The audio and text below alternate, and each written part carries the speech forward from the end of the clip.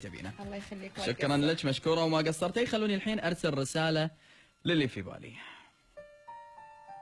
الدنيا ما توقف على أحد ولا أنت، وأن وقفتها عليك بيوم من الأيام أو يومين أو ثلاثة أو شهر أو شهرين أو سنة أو سنين، فهي في نهايتها ما راح توقف عليك. هذه قناعة لازم وايد ناس يستوعبونها ومن بينهم أنت، لأن الرسالة حقك يا اللي في بالي. ما راح توقف حياتي عليك. إذا حطيت في بالك أن أنت مهم عندي، هو لأن خليتك تشوف نفسك بعيوني أن أنت مهم. ولا تبي الصج؟ أقدر أحسسك بأن أنت مو مهم مثل ما حسستك أن أنت مهم. ما في حياة راح توقف على مخلوق، ما في حياة راح تتعرقل على قلب انفقد. يا جماعة حدث العاقل بما يعقل. هناك كم كبير من اللي قاعدين يسمعون أكيد فقد أم، فقد أبو، فقد أخ، فقد أخت، وعسى الله يرحمهم برحمته الواسعة. هذيلا أشخاص لأنهم من لحمنا ودمنا، لأنهم حياتنا كلها كنا متوقعين بأن إذا فقدناهم ما راح نقدر نكمل في هذه الدنيا، ولكن ولله الحمد الله ألهمنا الصبر، وبالإيمان قدرنا نكمل في حياتنا. اللي فقدوا ناس بغلات الأم والأبو والأخ والأخت قدروا يكملون حياتهم. فأنت يلي خلقتك في حياتي أنا بكيفي، ولا أنت أبوي ولا أنت أمي ولا أنت أخوي ولا أنت أختي، عبالك فراقك صعب؟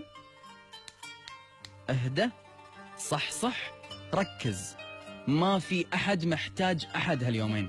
الناس للناس والكل بالله، آمنا بالله الناس، لكني أنا خليتك فارق عن كل الناس. أعترف بأن كم كبير منا يقع في خطأ واحد لما يتعرف على إنسان في حياته يجيله كله بقلبه وبإحساسه وبتفكيره وبوقته وبعطائه وبجميع ما يملك، لأنه متوقع بأن الطرف الثاني راح يبادله نفس الشعور.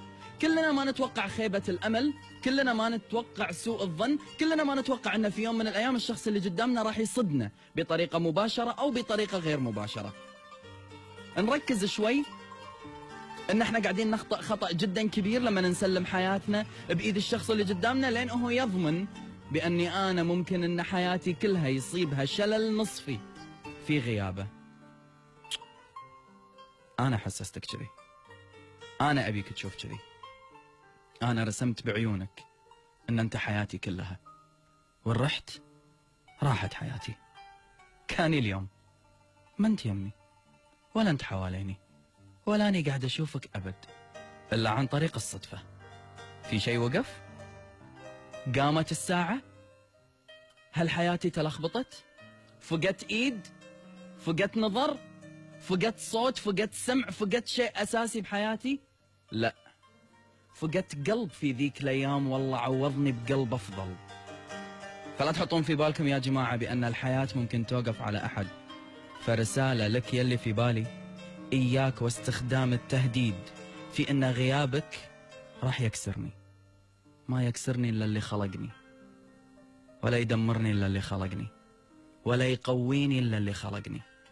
ما هي قوة مصطنعة، ولا هو كذب وافتراء، هو واقع أرزه وأحطه قدام عيونك وأقول لك شوف. هل تبي تقنعني بأن حياتي ناقص واحد بتأثر؟ بتقول لي أنا مو أي واحد، بقول لك نعم أنت مو أي واحد. من قال؟ أنت تقول كيفي، قلت لك أن أنت مو أي واحد، اليوم أقول لك أن أنت أي واحد. الموضوع كله بين يديني، مثل ما الموضوع كله بين يدينك، وكنت تقدر تستخدم معاي نفس الأسلوب في حال أنا أخطأت في حقك، ولكني لم أخطأ ولن أخطأ. فلا تحاول تتصيد شيء. رسالة للي في بالي، لما يكون في بعدك موت ولنا وياك يا رب طولة العمر، هني لك حق بأن أنت تتفلسف. غير كذي اضحك على نفسك وانت قاعد تقول لي في يوم من الأيام ترى أنا إن رحت، أقول لك لا تكملها. روح راحة تروح عدوينك كلهم يا رب. روح وشوفني واقف في مكاني، أضحك، أنجز، أكبر، ألمع، وأحب وأعيش.